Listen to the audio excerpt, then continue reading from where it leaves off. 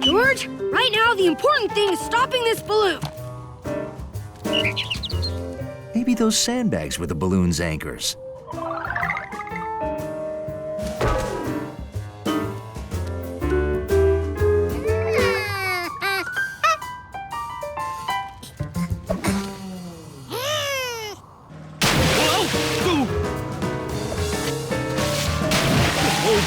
Steady, steady. Well, I'm trying, but I don't want those bags to hurt my boat. Hey, Clint, you know you can't park here. Loading zone. Don't drop anything else. It makes us lighter so we go up. We need to be heavy to go down. Officer Wint, my monkey is floating away with the boy next door. Climb on.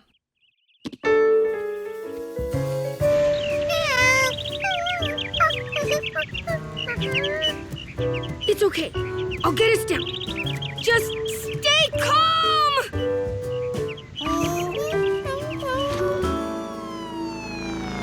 Okay, they're just ahead. Easy.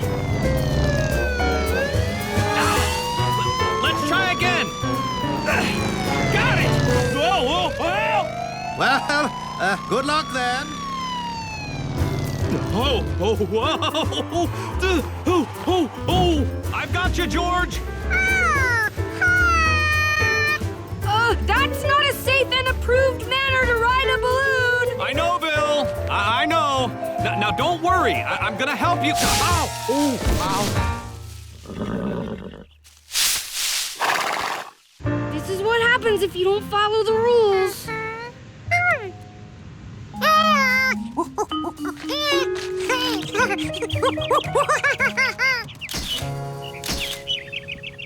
The wind's getting stronger. You can tell from that flag down there. It could be worse. At least the wind's not blowing us toward the ocean.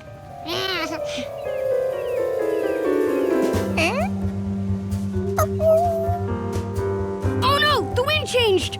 It's blowing towards the sea. Do you know what that means?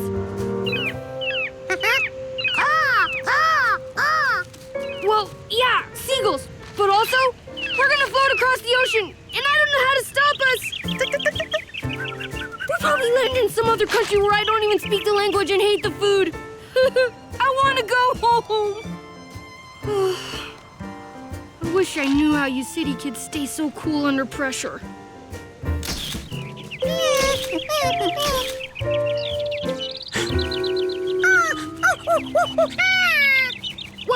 What is it? What is it? Hey, pull that cord. It will open up the vent and he can fly out the top.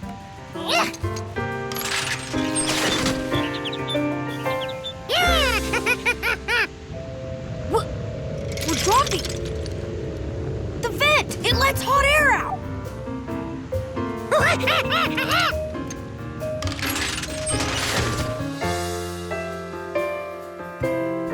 So that's how you make a balloon go down. George, you saved us.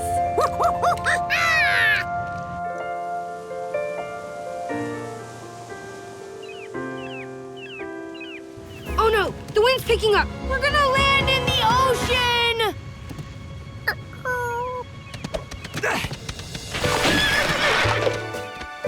I've got you, George.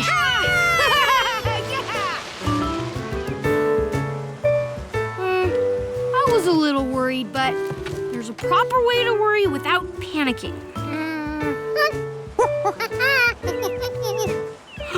My camera!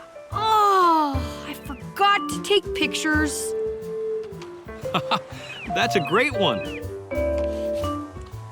George, you took the pictures for me.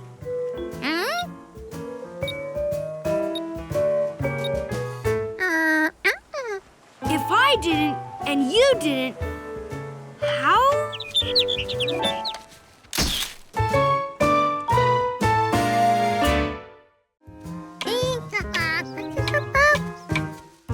George loved spending time in the country where there was nothing to do but nothing. George, the grapes have come in. Want a taste?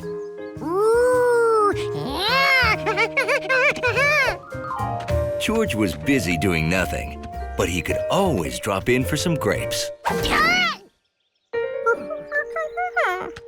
George hadn't stepped in any normal hole.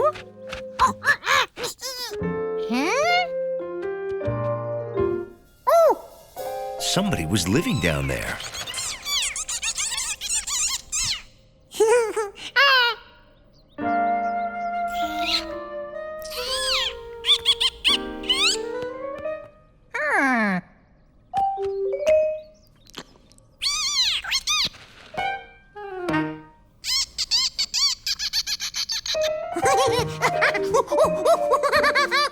George! George! George wondered why his new friends ran away when they heard Mrs. Rankin's. You all right, George? I see you found one of our many gopher holes. So those guys were gophers.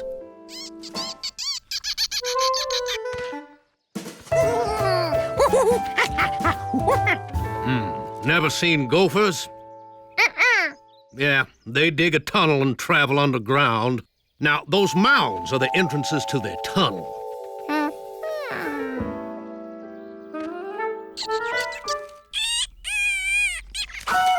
Oh, Gabby, grape-grabbing gophers grab my greatest grapes!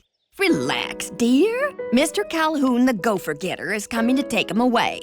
I will pay double if he nabs every nasty gopher. Oh, You have to excuse Mr. Rankins. Gopher's got his goat. Calhoun is here! Your gopher problems are over. No! That is the biggest gopher I ever saw! Oh, this is George. He's our next-door monkey.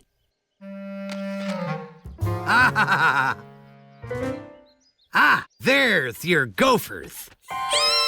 You see, the entrance mounds give away the boundaries of their tunnels. There are no mounds outside this yard. That means they have no escape.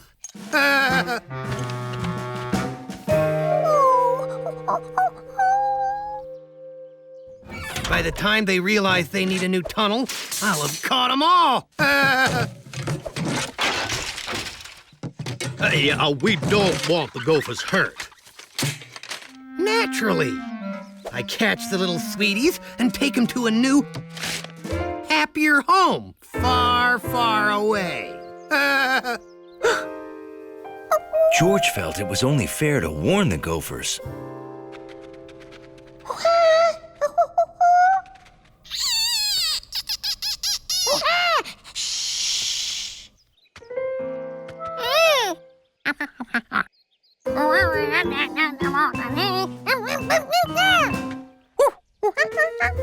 George invited them to come live in his yard.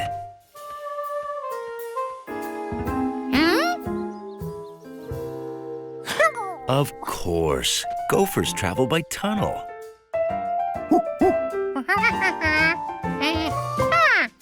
So he told them to tunnel over to his yard.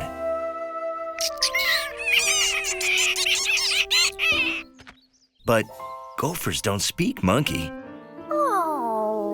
So he decided to dig the tunnel for them.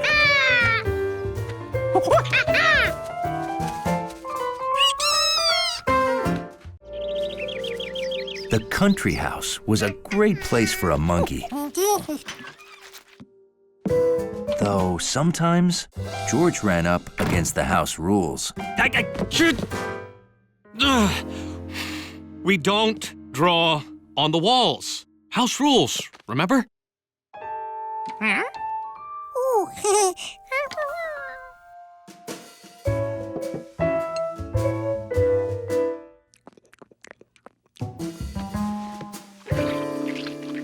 George, what did we say about buttering your corn with your feet? Some house rules make sense, and some seem like a complete waste of feet.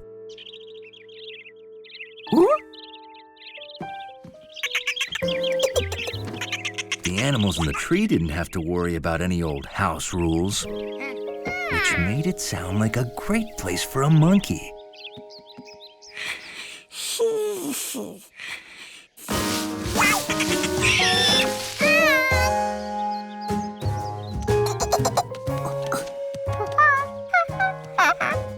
Yep, the tree was nice, all right. But it could be even nicer.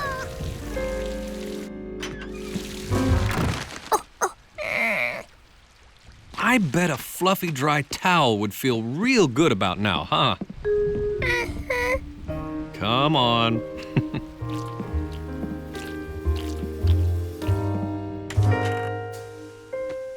George couldn't live in a tree and stay dry like he could in the house. Unless he had a tree house. Then he could make his own house rules. The next morning, George got to work.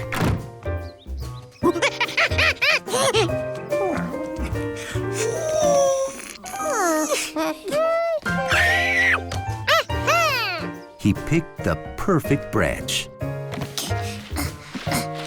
He chose his material, cardboard, from the refrigerator box.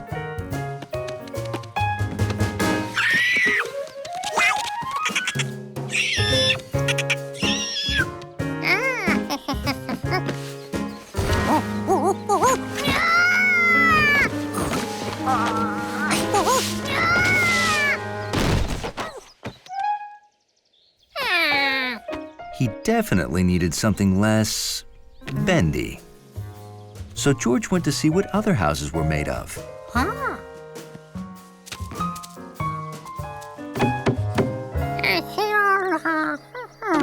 Hey, George. You like the new hen house I'm building?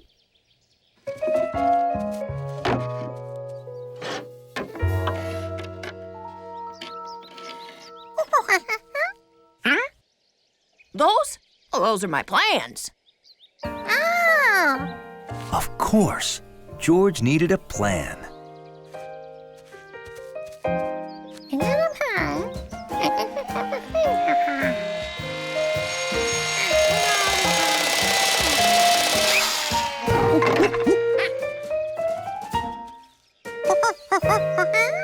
Nice.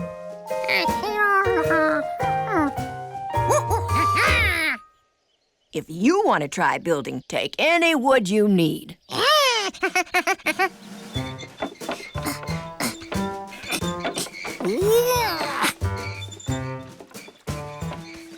Ahoy, George. Well, that's a lot of wood.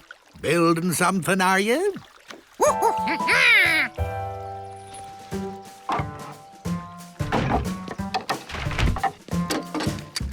You need any nails?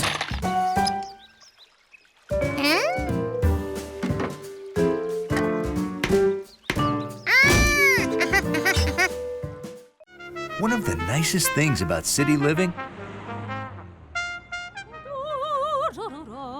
there's always music playing somewhere.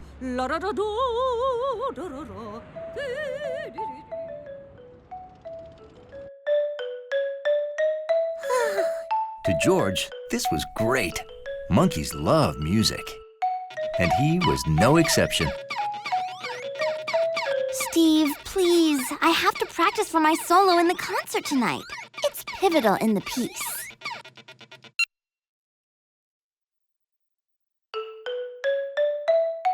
George was impressed by the sounds Betsy made on the xylophone. Would you like to try, George?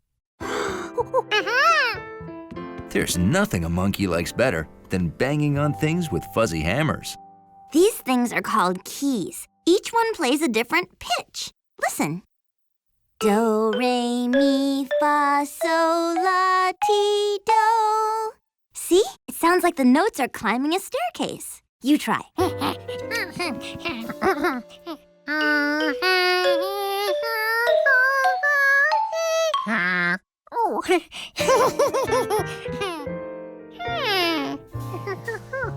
Maybe those fuzzy hammers made everything sound musical.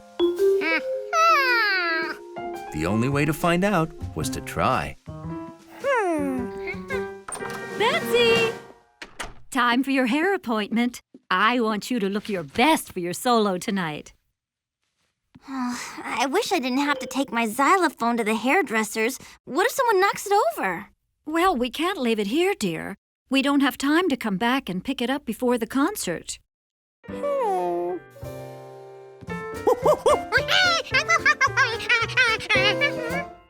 You'll take my xylophone to school for me?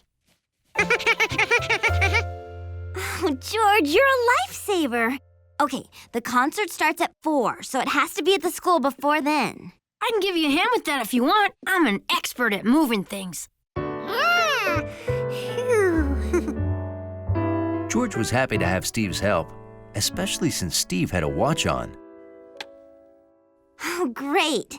Now, the way I move it is... Betsy, for crying out loud, I'm in 3rd grade already. I think I can figure out how to move a xylophone. Duh. Oh, right. Okay. Well, thanks again, George. See you at the concert.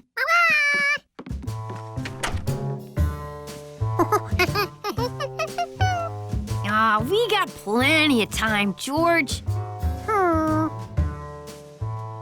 George would just have to wait.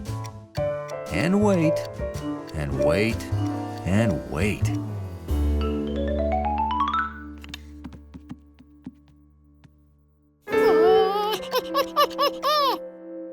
George, relax, will ya? We don't have to be there until... Holy cow! We gotta get moving! Why didn't you tell me?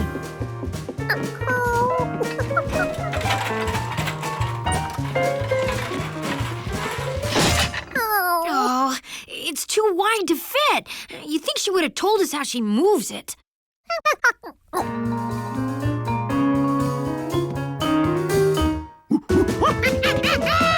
Careful! Remember what Betsy said? We don't want to knock it over and break it. I've got it. We'll take it apart. We'll put the pieces in Betsy's wagon and wheel them to the school.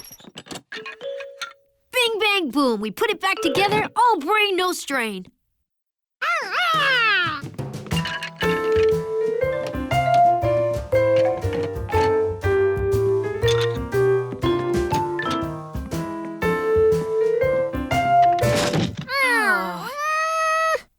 Oh! See? All brain, no strain. You bring the wagon.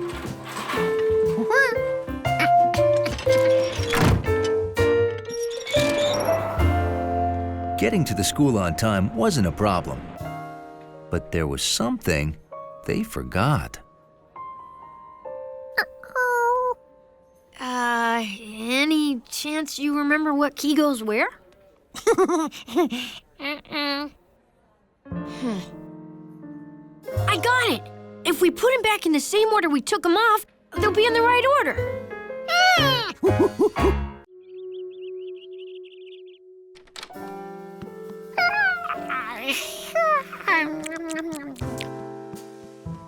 When you wake up bleary-eyed, normal things can look odd. Getting a drink of water?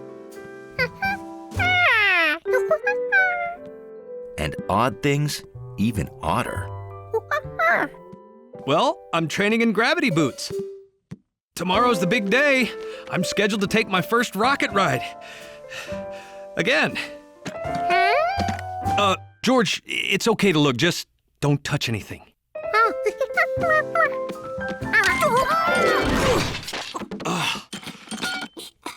Well, it's good to train for falling down, too, I guess. Good morning, boys. You remember Professor Einstein and Professor Pizza. So, are you ready to become the first normal guy to walk in space? No one on Earth is more ready or more normal. Just ask my monkey. Well, you know your mission, repairing the Einstein Pizza Space Telescope. Like this normal telescope. It makes faraway things look closer. But our telescope is much bigger, so it can see much, much further. Plus, it's in outer space, beyond the ruinous interference of Earth's atmosphere. It gave us these amazing pictures of distant planets and nebula, stuff out in space. But the controls got stuck, and now it only points at Earth. Yes, in fact, it's aimed directly at Professor Pizza's kitchen window. All we've gotten for a month are pictures of Tony cooking and one of his dog licking a cake. And I didn't see that one till after we ate the cake.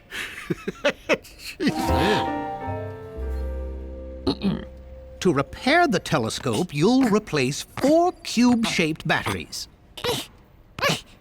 Oh, here you go. You will also replace 3 cylinder-shaped gyroscopes.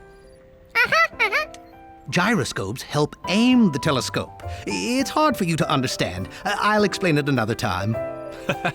Sorry, George. Too complicated for little monkeys. No, I meant you. Oh, right. You'll remove the telescope's Grunsfeld Smith nut using this wrench. When its lever is pushed to the left, it spins left to loosen.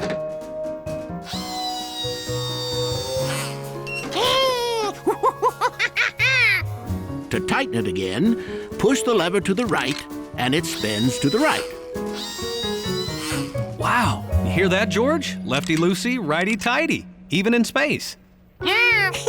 Okay, it's time to launch.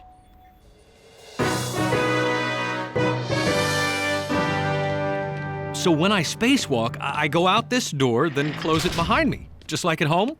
Oh, you don't do anything. We designed it so it closes and locks itself automatically after you exit. Well, how do I get back in? I don't see a doorknob. Oh, there's a secret button, isn't there? Oh. Oh, don't tell me you didn't design a way for him to get back inside after the spacewalk. The automatic locking door was Pizza's idea. No, the automatic closing door was mine. He said, let's make it lock, too. Oh, we have to scrub the mission. Oh, no, please. What if someone else goes with me and opens the door from inside? There's no room for another man.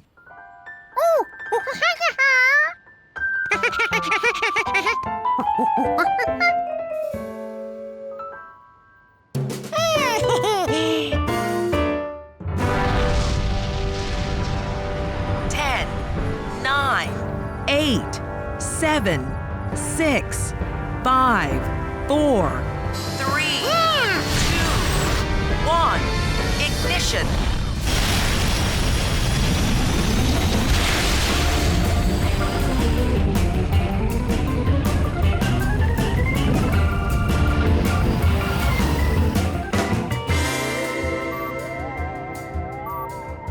George, we're in outer space together.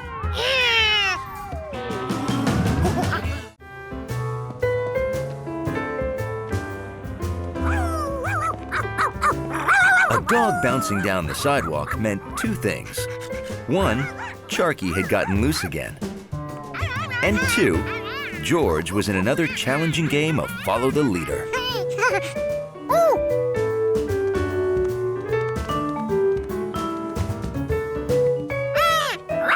To Hundley, this behavior was undignified, even for a monkey. Gotcha. Time to go home, girl. Hi, George. Bye, George.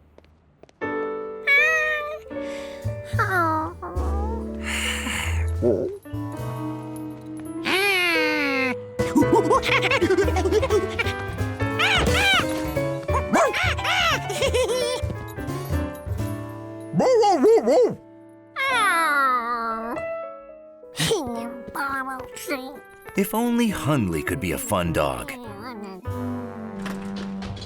Like Charky.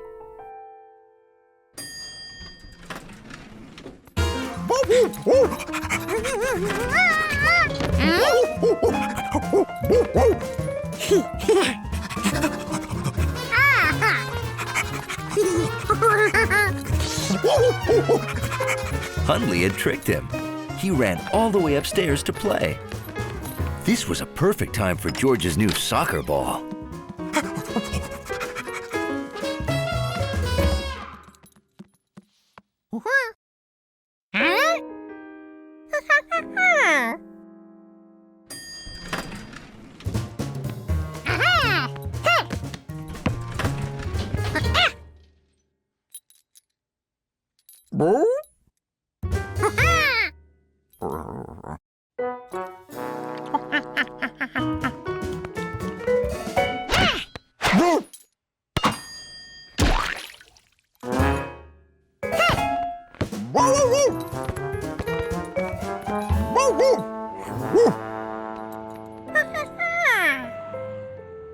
Now Hundley didn't want to play. That dog just couldn't make up his mind.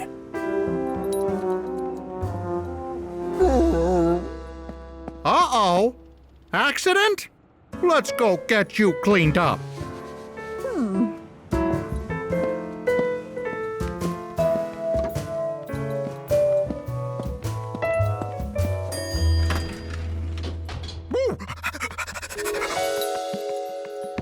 George decided he wouldn't bother Hundley anymore today.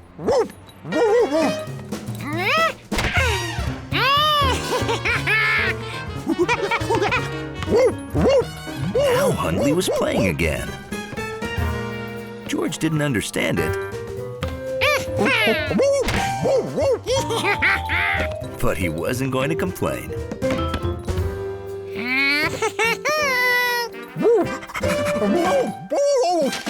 He'd never seen Hundley act like this before.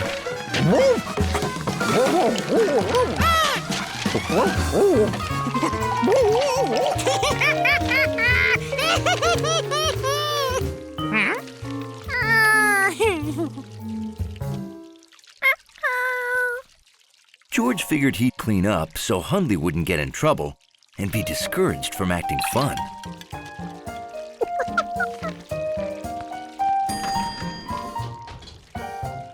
Now you're looking crisp. Oh, no! What happened? My desk! Someone is... George! George, what are you doing?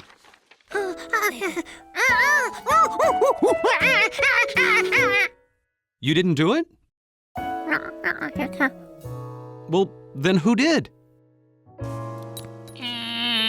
It's not a big deal. Just tell the truth. George didn't want to get Hundley in trouble, but he had no choice. No one will be upset by the truth. Well, if no one would be upset.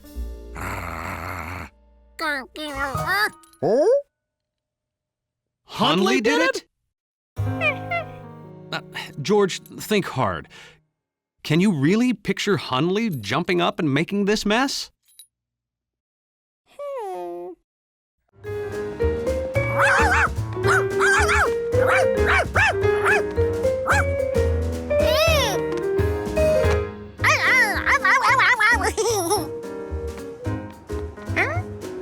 George wondered what Mr. Glass and Mr. Zubel were saying. Okay, so you don't want my art, but if you tell me what kind of art you do want, I can find it for you. Hello, George. Hi, you're a monkey, aren't you? Congratulations. So, what kind of art do I want? Well, look at my building, my lobby. Look at me. We all say unique, so I want a painting in my lobby to be unique. Just like everything else. I know. Sue Berm is the painter you want. Let's go see her. Is she unique? Yes, and a huge talent. You can come too, George. She'll like you.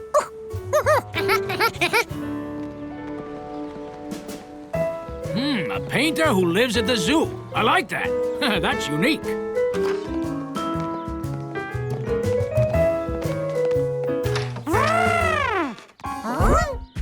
So, Sue Berm has an elephant. Well, that's kind of unique. Sue Berm doesn't have an elephant. Sue Berm is an elephant. Meet the painter. Sue Berm. The elephant is the painter. Now that's unique!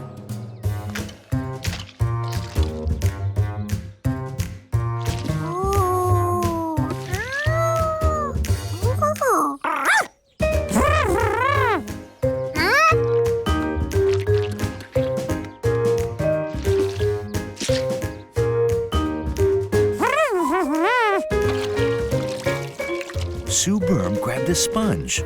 She must have wanted to clean off what George did. Watch how she uses the sponge, George.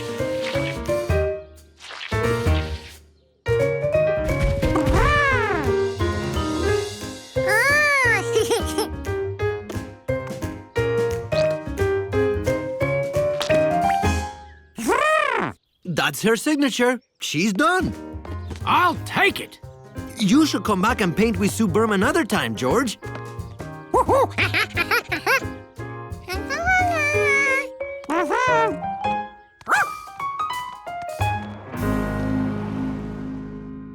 It's great!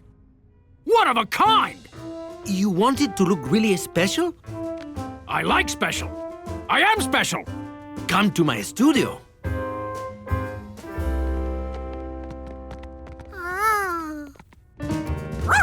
Sharky was ready for more playtime.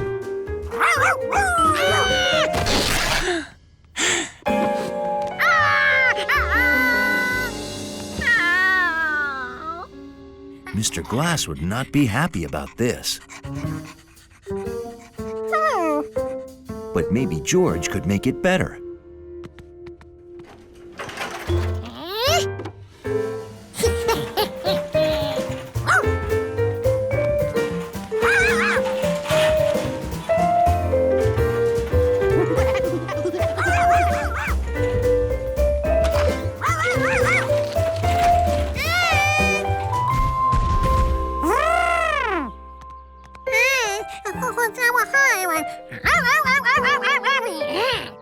George asked Sue Berm to make an exact copy of the damaged painting.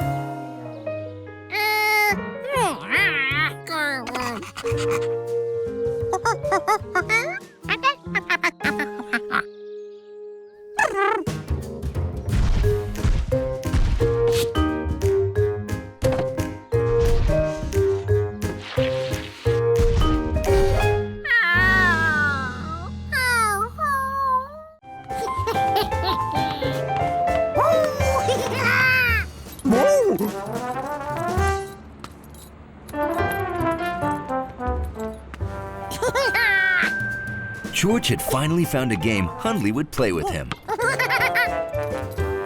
Hundley, it's nice to see you having fun with your friend George.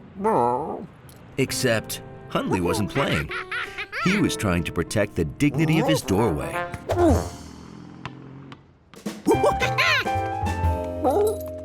A job made all the harder by the start of flea season. Uh-oh, first flea of the season, huh? I'm gonna buy flea soap right now. You watch the door, Hundley.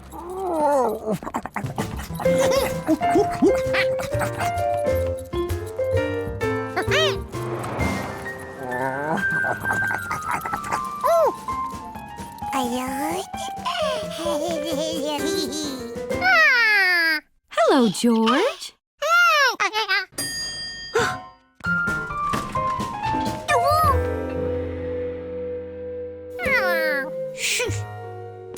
Bye, Hundley.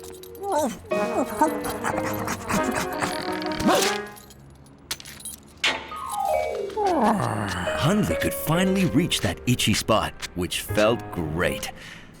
Until he saw that he was out of uniform. This was completely undignified. He had to find his collar.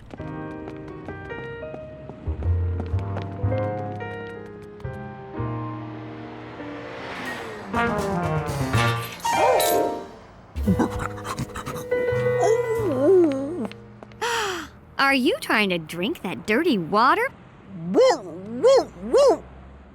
Oh, how sad. No collar. Oh, you have no home. Oh, you can relax now. I'll get you clean water and a loving home.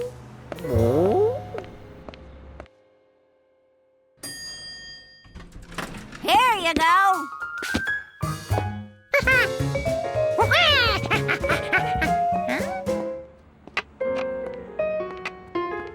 There was no Hundley.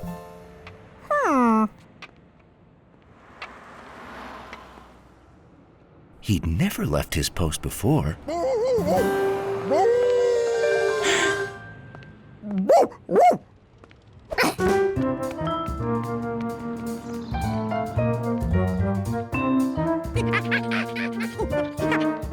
Who was that lady, and where was she taking Hundley?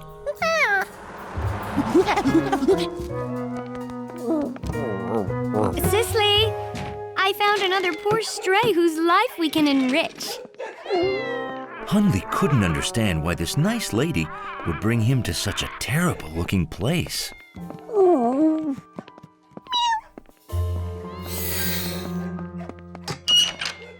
Oh, what a handsome guy you are.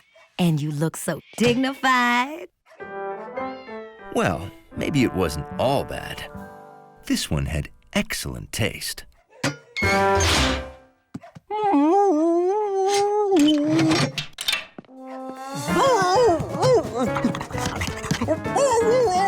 Oh, don't you worry. We'll find you a new home full of everything you've ever wanted. What Hundley wanted was to get out of here and go home to his lobby.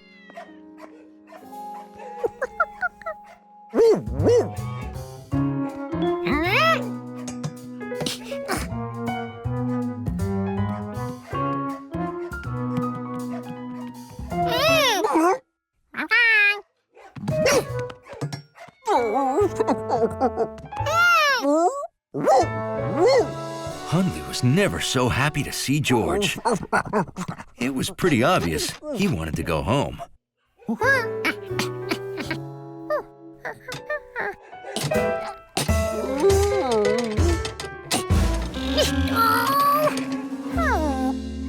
Dachshund found on N Avenue.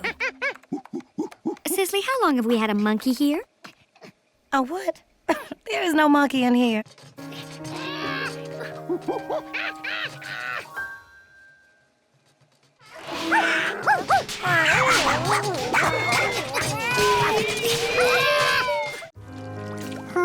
George had grown tired of the same old bathtub frog and boat races. He needed new tub toys.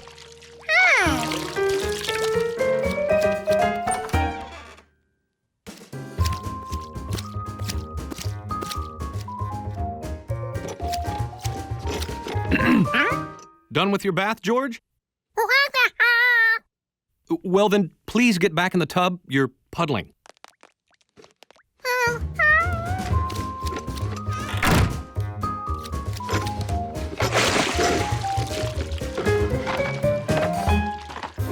This was George's box of stray stuff, none of which had ever been played with in the tub.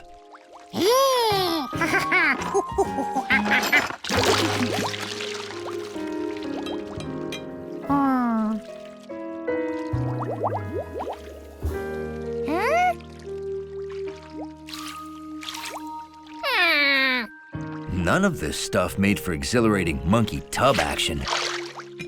This disappointing bath was over. Some of the stuff was moving on its own. These were good tub toys.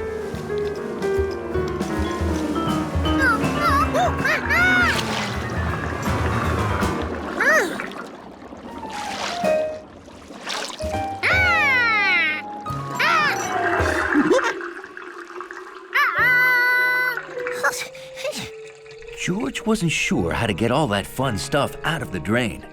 It went down with the water, so logically, if he added more water, it should all float back up.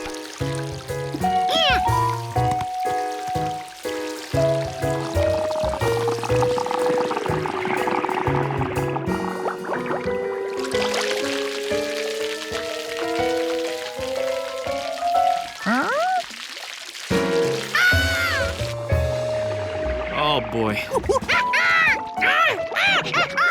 Just a second, George. Water's backing up into the sink, and I don't know why. In the bathroom, too? Oh, no. I'd better call the plumber.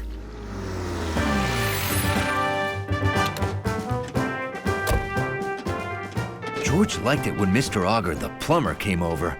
He had the best toolbox George had ever seen. Good to see you again, Auger. Is it? No one calls the plumber until there's trouble.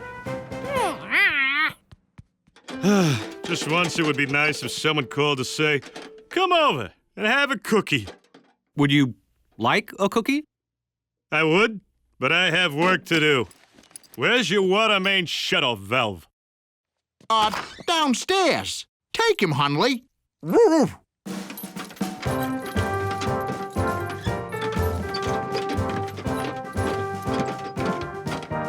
Hey, George, you can watch if you're curious.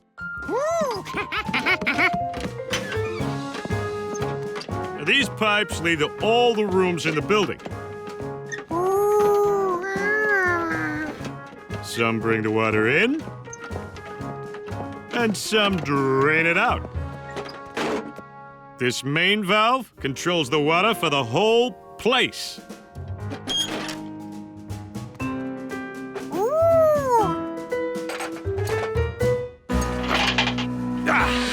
There.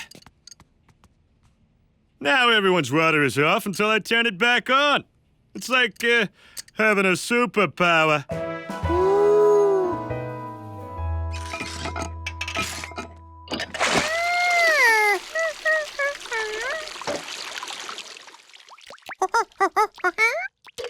This breaks up clogs.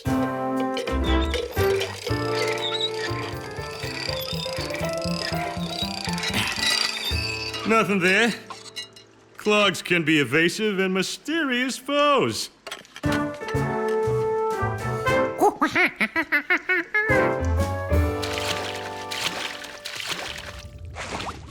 The plunger squishes water down the pipe to help push away the trouble.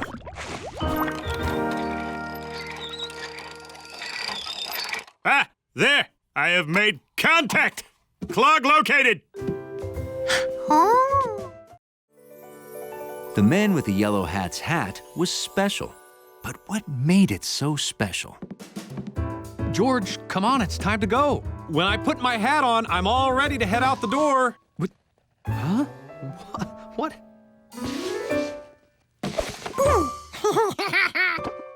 Okay. George, that was funny, but you know the rule. No one is allowed to play with the yellow hat. George sure liked that yellow hat. George's cap just wasn't special. I'd like to return these. They were yellow, but after only one washing, they turned saffron. I have to make a big speech, and I need to know my shorts are yellow.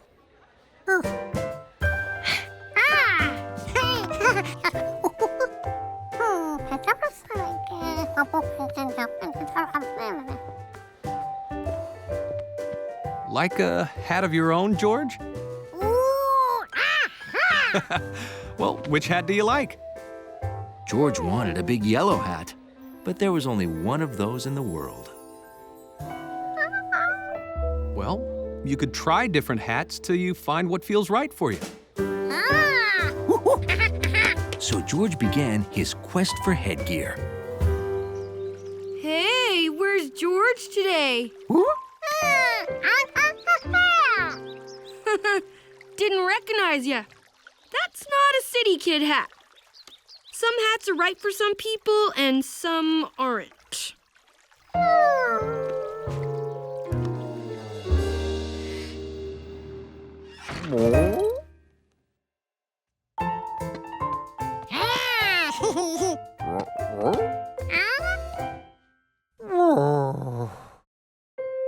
George's friends didn't appreciate any of his headgear.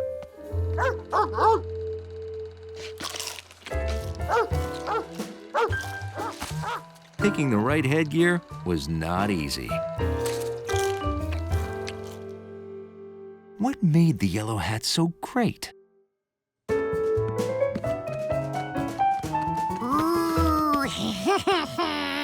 It was just plain fun.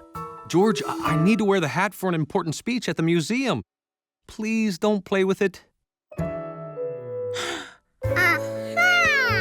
That's what George wanted. A fun hat that he could play with.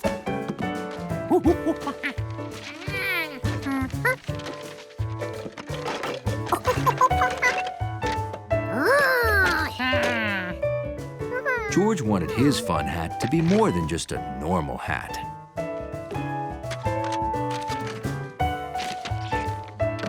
He'd use his cap for shape.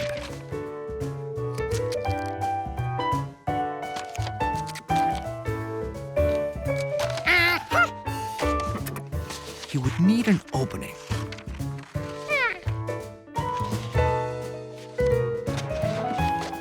Because that would be his ice cream dispenser.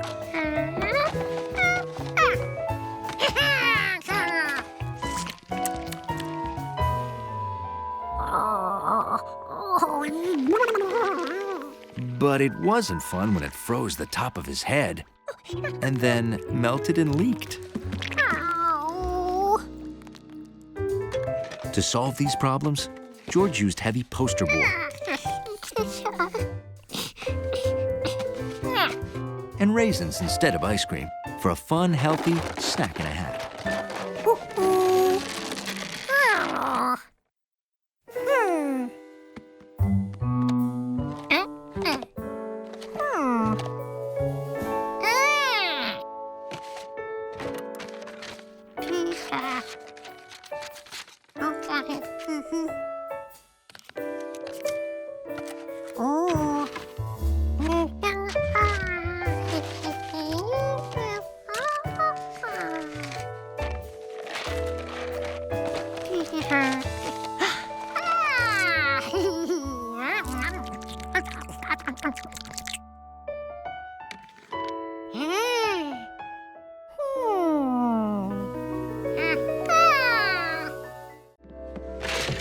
Little monkeys sure can't take up a lot of space, especially when they have a lot of stuff. Well, that's the last of it, George. George?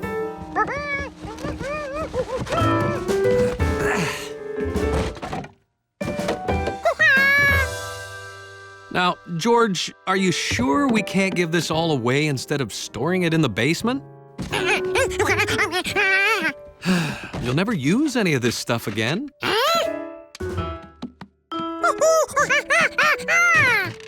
The way George saw it, you should save everything because you never know when you might need it.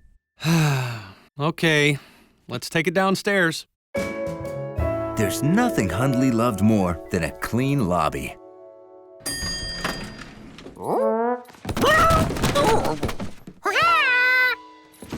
He only wished that monkey felt the same way.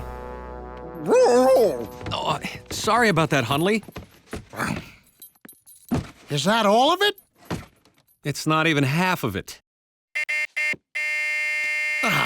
301's doorbell is stuck again. Don't worry, Hundley will show you to the basement. Great. George, I'll go upstairs for more boxes. Why don't you and Hundley find a spot for them?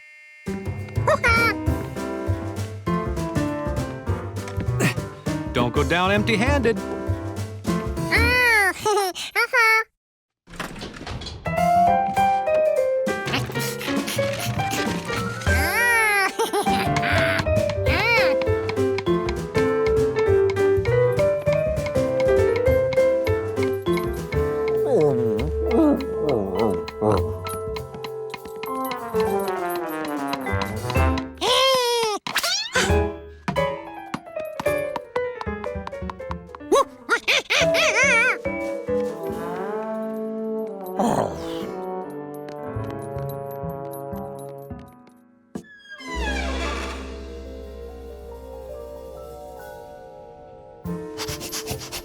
Hundley decided to find a place for George's stuff.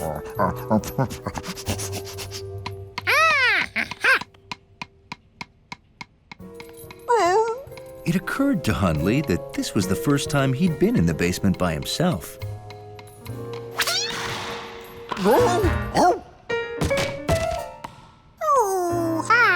Now, where did that ball go?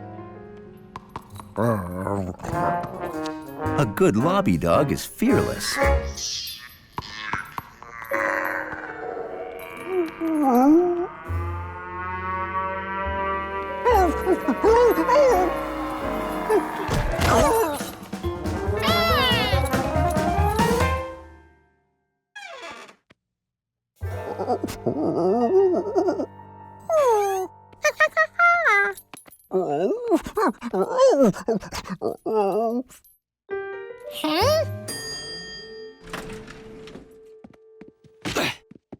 What are you guys waiting for?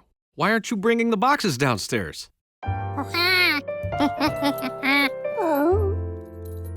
Well, I'll go upstairs and get more boxes.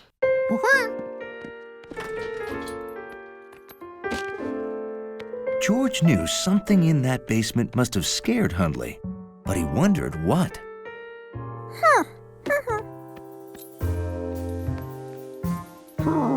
Hundley couldn't let George go into that basement all by himself. He was a lobby dog, and this was his job. There was nothing to be afraid of. A basement is just a room full of junk.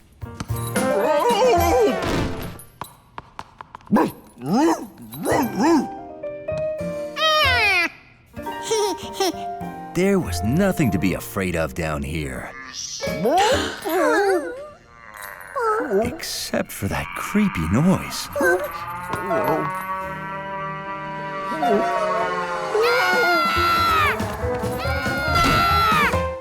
George? Are you two all right? Calm down. Something in that basement must be frightening them. Let's all go down together and see what it is. Well, I have to wait for the doorbell repairman. Hundley wished he could wait for the doorbell repairman. Going to the man with the yellow hat's country house was always fun. 99 big yellow hats on the wall, 99 big yellow hats. If one of those hats should happen to fall, 98 big yellow hats on the wall. 23 big yellow hats on the wall, 23 big yellow hats. If one of those hats should happen to fall, one big yellow hat on the wall. Being in the country meant even more fun. Seeing Jumpy Squirrel and visiting everyone at Rankin's farm, including Mrs. Rankin's. Good morning, George. Tracy the hen, and her 6 chicks.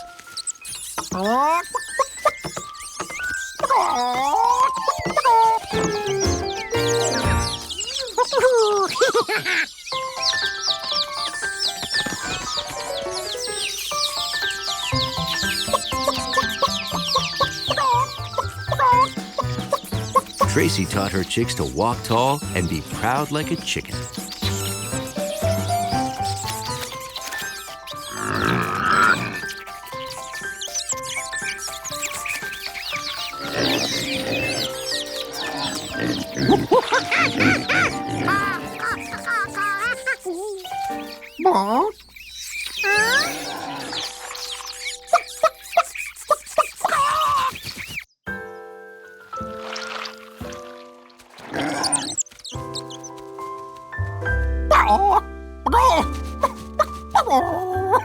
It was time for a bath because, in being proud like a chicken, neatness counts. George?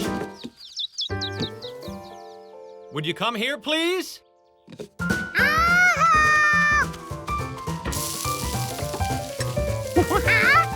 The neighbors will be here soon for our monthly game lunch, so I need you to run to the store. We're out of toothpicks. It's not a party if you don't pick up small food with toothpicks. Oh, we need marshmallows, too. And a new deck of cards. You got some jelly on the old deck.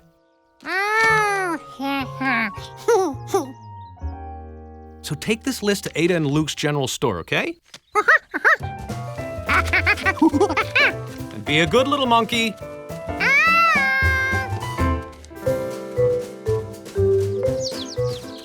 Meanwhile, Tracy found a place that looked perfect for cleaning chicks.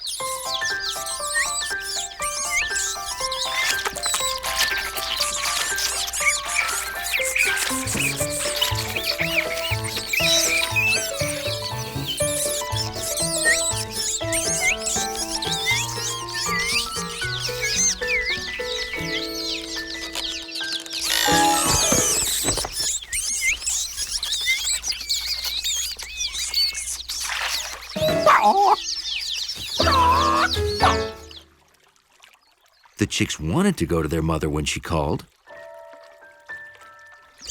but they couldn't get back to her the way they came.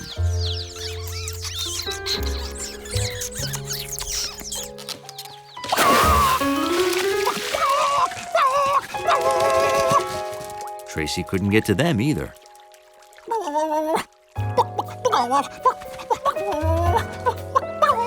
After careful study, Tracy determined there was no way to get on or off that island. The youngest chick, Al, was proud that he'd found a way to get there.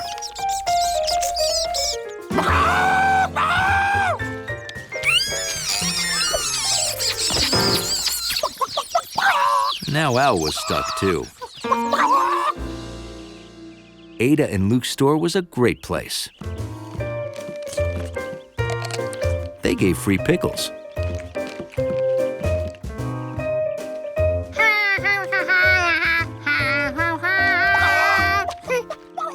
That sounded like a chicken in trouble.